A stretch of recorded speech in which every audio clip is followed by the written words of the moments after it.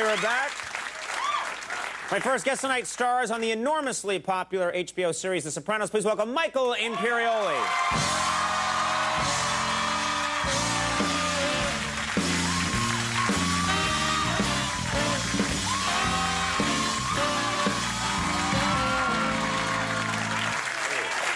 Thanks for being here. Pleasure. Can you believe? I mean, you always knew you had a good show, but this thing just keeps getting bigger and bigger. I know, man. They had a premiere in New York the other night for the 5th season, and just everybody who was anybody was there. It was nuts, yeah. It was like even Giuliani got, I think, they asked him for ID or something like that. Yeah, yeah. No one can get into this thing. It was tough. Yeah, this is great, and I mean, people are saying great things about this season. The reviews for those episodes they showed are... It's a hot season. Yeah. Absolutely. Now, let me ask you something about your cast. I met him a couple times. James Gandolfini seems like a very cool guy.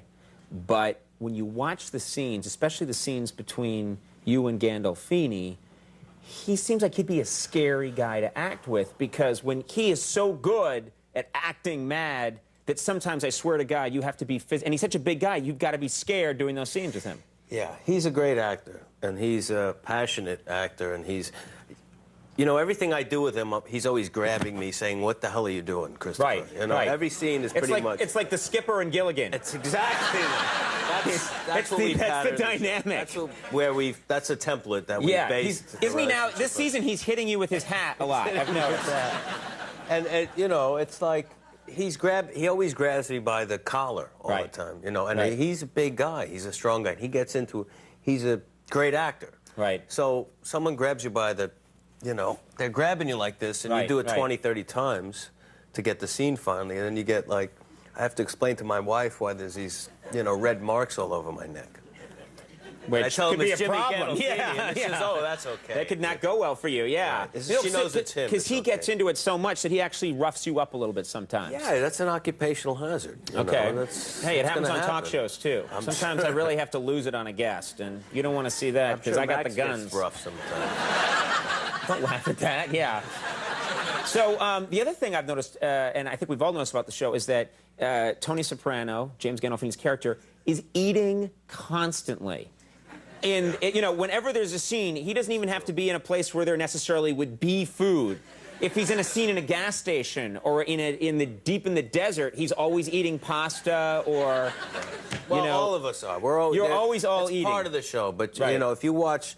The last show of the last season is this big, profound fight between Carmela and Tony, you know, and about their breakup and this serious thing. And if you notice, if you go back and watch it, they have this big, huge fight, and she walks away, and he's in the kitchen, and he's so mad at her, and he grabs the refrigerator door and rips it open and goes right for the gabagool, you know?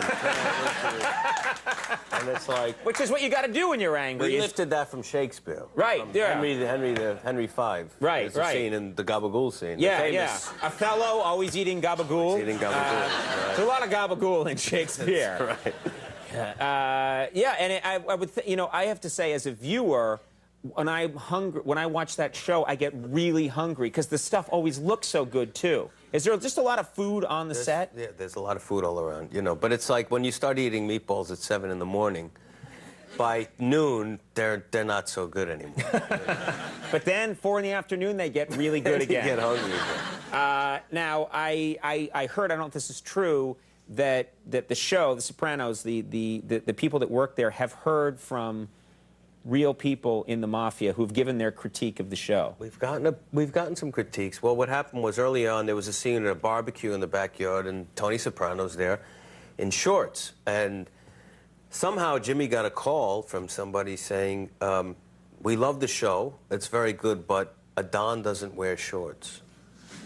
Why? Why doesn't a Don wear shorts? I think it's you know, it's kind of a, I don't know. Can you see? I mean, well. You have the vice president wearing a G-string, so maybe this is a moot point, but I don't know. I think it's a thing of respect and, you know, they feel that someone wearing shorts doesn't have... It's not the image they want for the classic Don. Right, it's not PC. Yeah. It's interesting you say that, because we actually... we had heard that you'd got this call, and we looked into it, and we actually found proof that some former Dons have worn... You did? Yeah, take a look at this. This is a shot of Capone. You don't see that often. Oh, yeah. Here's one of Sammy the Bull Gravano wearing Bermuda shorts. And this is John Gotti. This shocked me that he was very surprising. It's just those photos don't get around. You may get a phone call about that. Yeah, Max. Max is starting my car tonight. Max, go start my pacer up, would you?